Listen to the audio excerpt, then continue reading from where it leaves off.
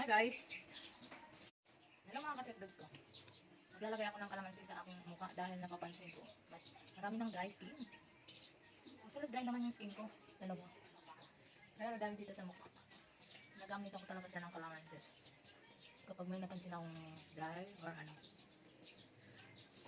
Kasi madalas ko naman talaga ginagamit to eh. Kaysa sa kilikili. Sa kilikili, pwede naman siya. Ano siya? Ano siya mga kasetdogs ko. Ano mga kasetdogs ko, isising lang natin itong ating mukha, kalamansi. Kalamansi na mga kasetdogs. Sanay na ako dito. Mas madalas ko siya ginagamit sa mukha, ang kalamansi.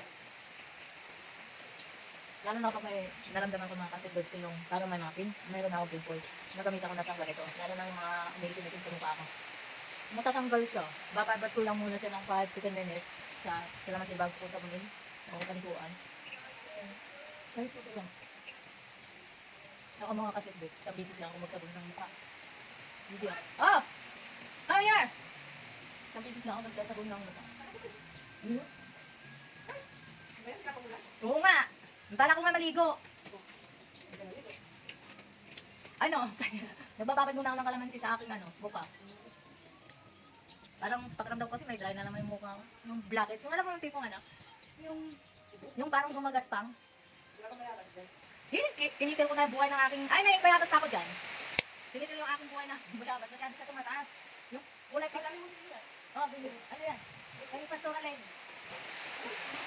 Oo. Ito na dito ka. Bebe, naligo kayo sa bahay. Hindi ka nagdala ng kape mo. Hindi ka nagdala ng kape. Kaya mo, maganda ito sa mukha yung kalamansi. Sanay na ako dito. Sa una kasi, maano pa lang siya. Sa una, ano tawag doon? Mahapdi. Pero kapag hindi ka siya mahapdi. Pag sanay na sanay ganun.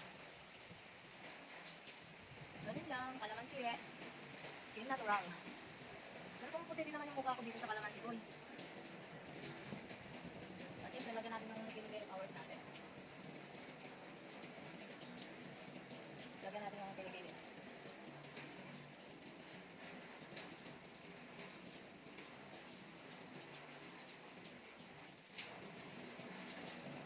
Kalamansi.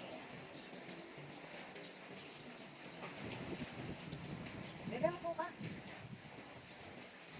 Mabok na talaga yung pinik-pinik ko. Natatawa ka, bebe, sa ginagawa ni dito. Ay, meron na siyang tapo.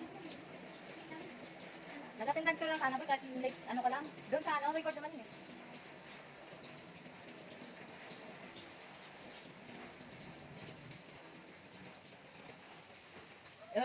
Ayun na.